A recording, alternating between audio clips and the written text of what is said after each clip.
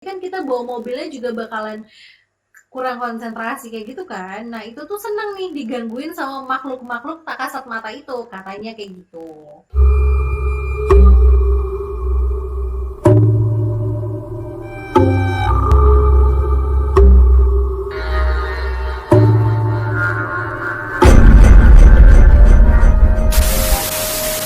Hai semuanya, Assalamualaikum warahmatullahi wabarakatuh. Terima kasih yang udah klik video ini dan selamat datang kembali di channel aku. Oke, untuk video kali ini aku akan menceritakan kisah-kisah dari jalan-jalan tol terangker yang ada di Indonesia. Mungkin buat sebagian dari kalian udah ketebak nih, kira-kira jalan tol apa aja yang akan aku sebutin di video kali ini. Buat kalian yang penasaran, langsung aja kita mulai ke kisahnya. Oh ya, aku lupa bilang bahwa di salah satu jalan tol yang akan aku ceritakan kali ini ada satu cerita yang aku alami sendiri. Jadi buat kalian yang mau tahu, langsung aja kita mulai ke ceritanya. Untuk tol yang pertama, kita punya tol Jagorawi. Tol Jagorawi ini merupakan tol yang menghubungkan Jakarta, Bogor, dan Ciawi. Tol ini merupakan tol pertama yang ada di Indonesia, dibangun pada tahun 1973. Tol ini dikatakan sebagai tol angker karena konon katanya dari awal masa pembangunan dan pembuatan tol Jagorawi ini sudah banyak memakan korban dari para pekerja dan masyarakat sekitar yang ada di sana.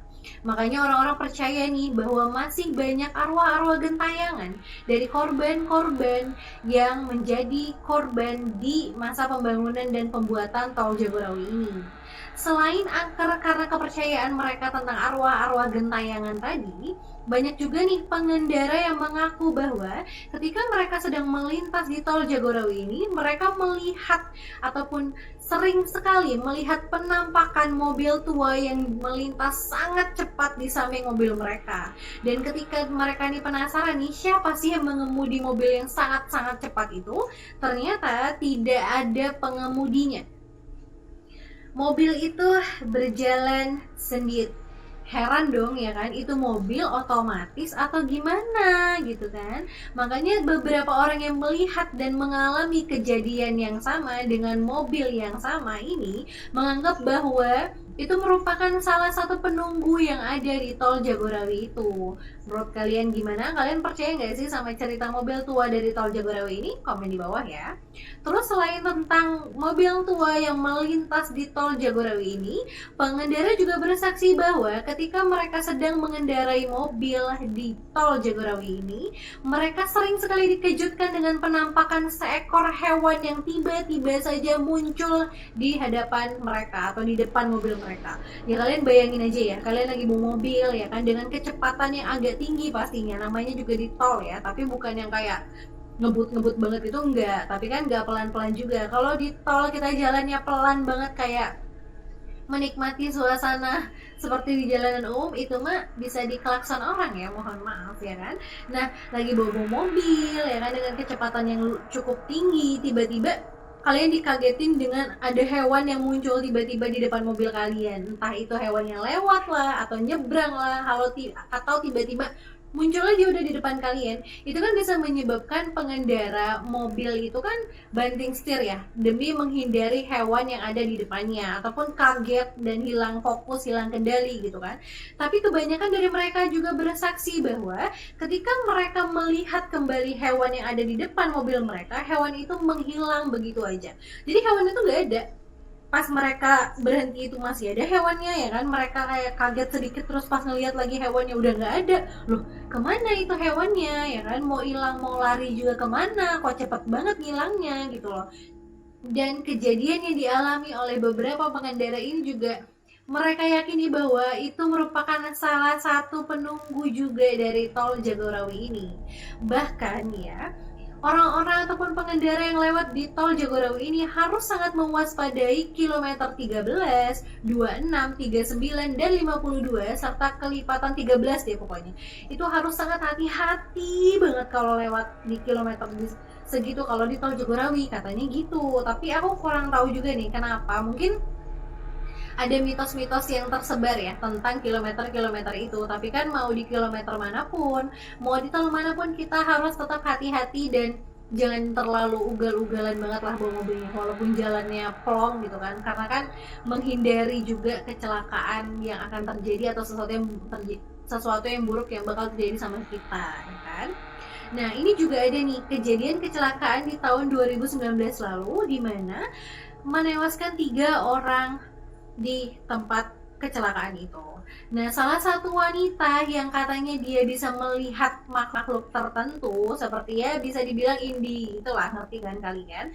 Dia mengatakan bahwa kejadian kecelakaan yang menewaskan 3 orang pada tahun 2019 itu tidak terjadi karena pure kesalahan kelalaian manusia saja. Tapi ini juga ada campur tangan dari makhluk gaib juga dan berhubungan dengan bulan suro ketika terjadinya kecelakaan itu. Katanya ketika bulan suro nih, udahlah jangan macem-macem lah, udah di rumah aja. Kalau nggak perlu nggak usah keluar gitu.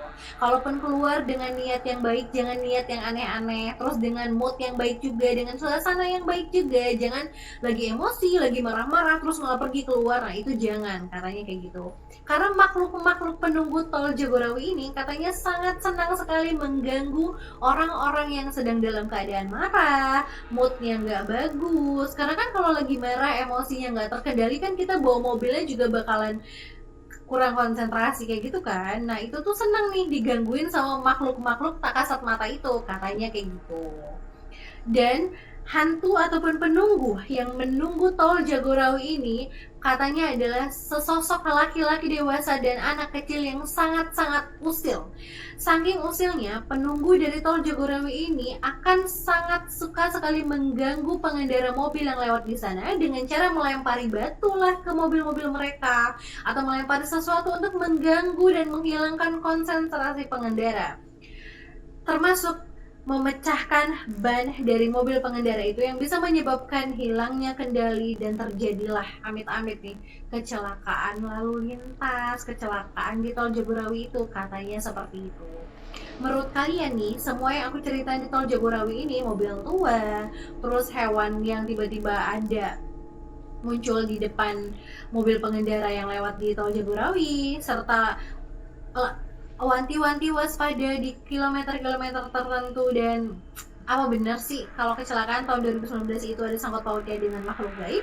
Boleh komen di bawah ya. Itu tuh mitos sih. Kalau aku sih percaya nggak percaya, kalau aku pribadi karena kan balik lagi ya, kita nih hidup tuh berdampingan gitu ya, kita tuh sadar betul kalau mereka itu ada gitu kan. Tapi buat kejadian-kejadian yang ada di tol Jagorawi ini, aku nggak tahu. Menurut kalian pendapatnya gimana? Boleh komen di bawah.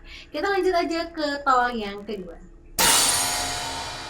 Untuk tol yang kedua, kita punya tol Cipularang. Nggak lengkap banget nih kalau kita nyeritain tol terangker di Indonesia tanpa menceritakan tol Cipularang, ya dong.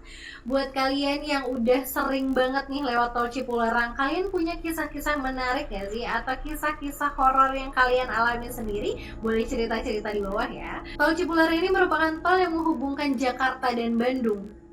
Konon katanya tol Cipularang ini terlalu angker karena memakan banyak korban jiwa gitu loh. Banyak kecelakaan yang terjadi di tol Cipularang dan itu dipercaya karena gangguan penunggu-penunggu yang ada di tol Cipularang ini. Dan kilometer yang sangat menjadi tempat paling angker di tol Cipularang ini katanya adalah kilometer 97. Banyak kan ada orang yang kecelakaan juga di kilometer 97 itu, dan memang banyak terjadi kecelakaan kan di sana. Nah katanya juga nih di kilometer 97 ini ada sosok penunggu wanita yang kayak mirip-mirip penampilannya dengan Mbak Kuntilanak, tau kan? Yang suka tiba-tiba muncul lah di depan mobil para pengendara yang bertujuan untuk menghilangkan lagi-lagi kendali dan menyebabkan kecelakaan di sana.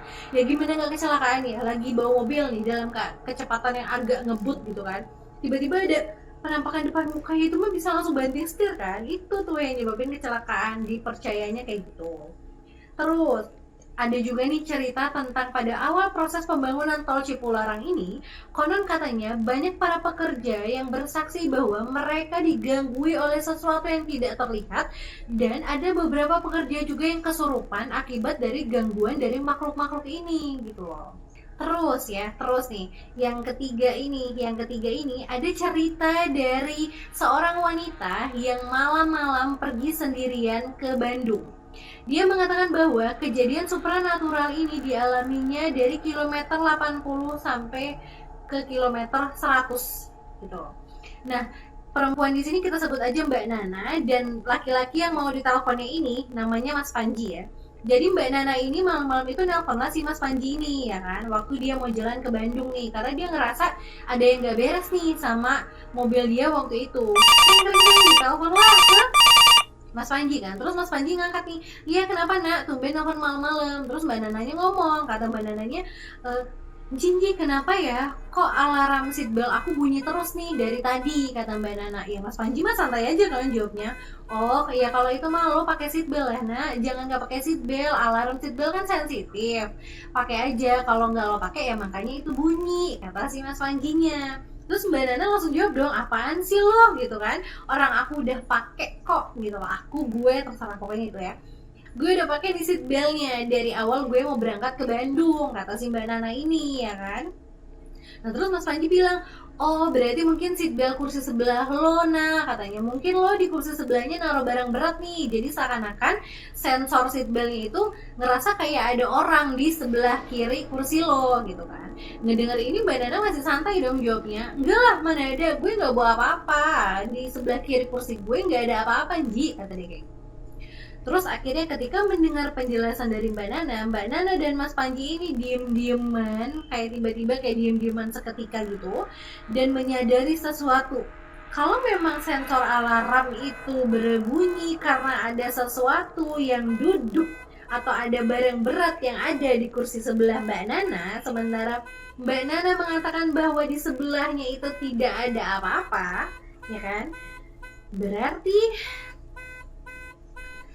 Mbak Nana langsung mikir kan kalau ada seseorang yang duduk di sebelahnya, dan alarm seatbeltnya itu selalu berbunyi sepanjang 10 km menurut kesaksian si Mbak Nana ini, dan alarmnya itu pun berhenti tepat di kilometer 97.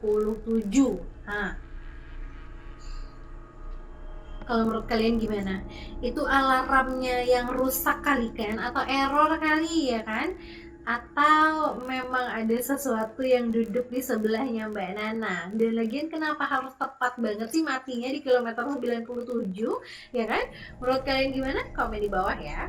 Terus di Tol Cipularang ini ada juga cerita versi aku yang aku alami sendiri. Aku yang alami sendiri, bukan aku dengar dari orang, tapi aku yang ngalamin sendiri. Jadi ini yang ngebuat aku kayak mulai percaya nggak percaya gitu loh sama yang terjadi sama.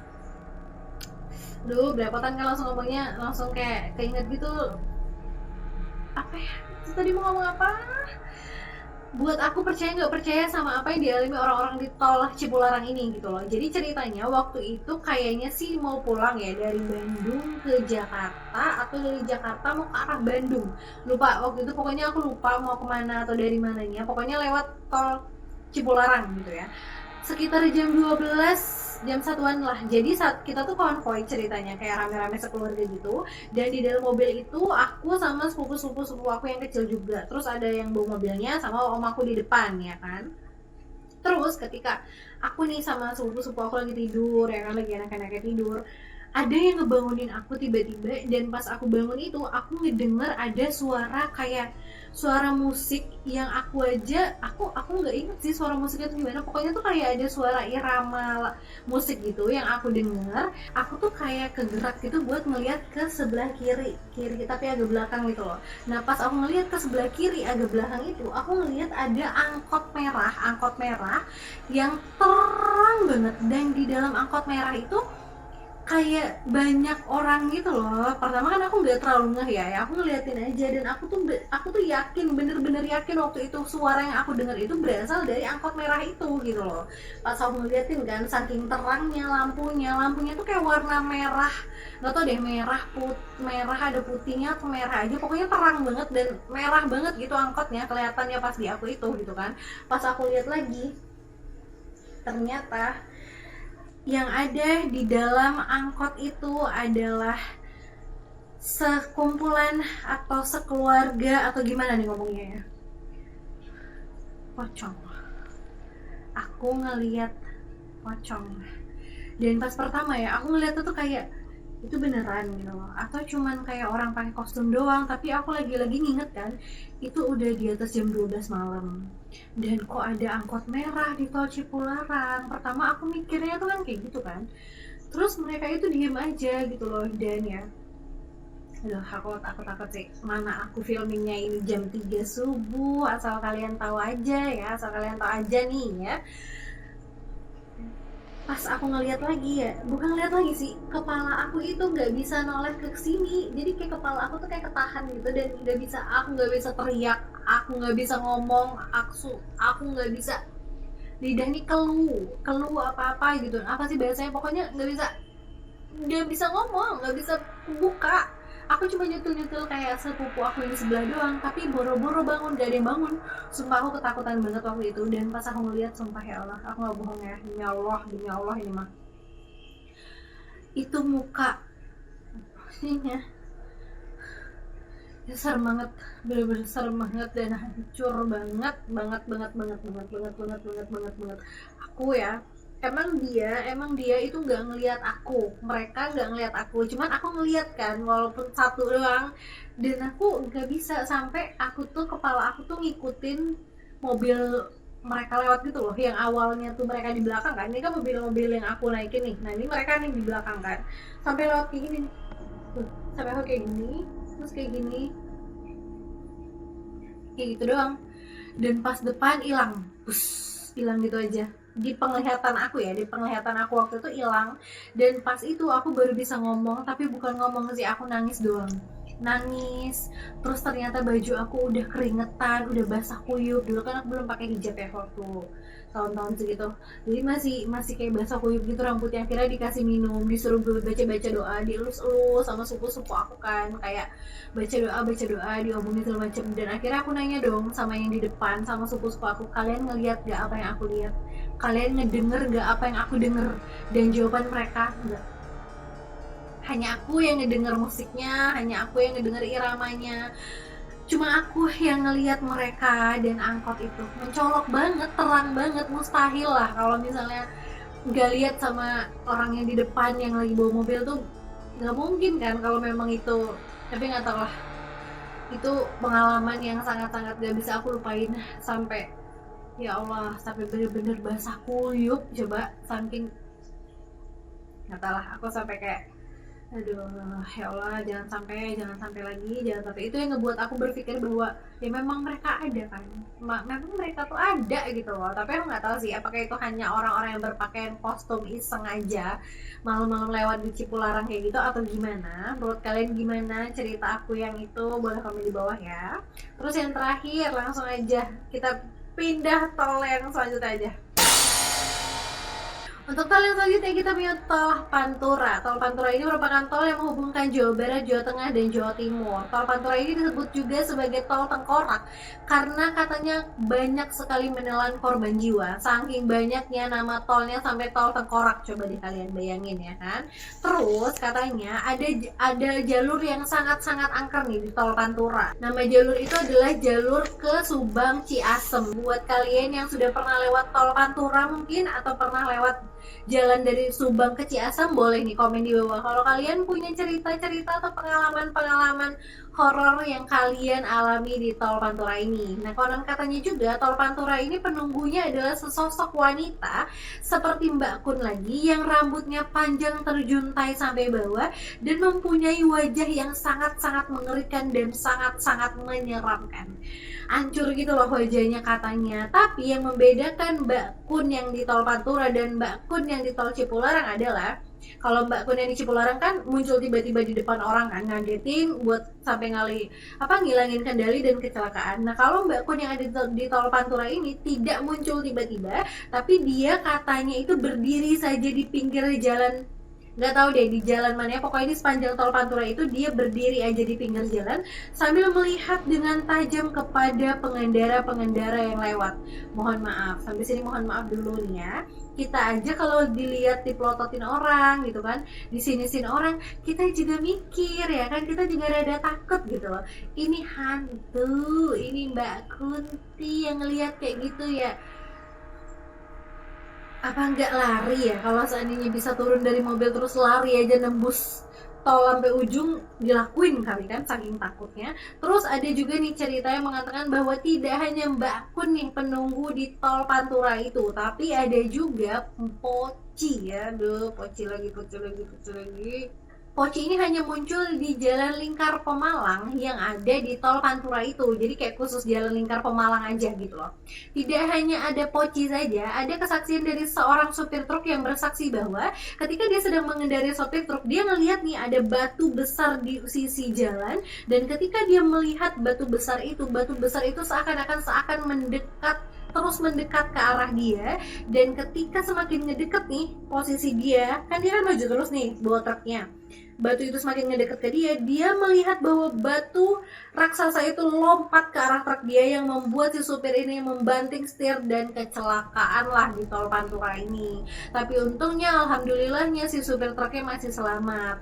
Padahal nggak ada batu apa-apa di tol Pantura itu, nggak ada batu besar apa-apa juga di sana katanya. Jadi itu tuh hanya halusinasi atau gangguan yang dibuat oleh penunggu dari tol Pantura itu.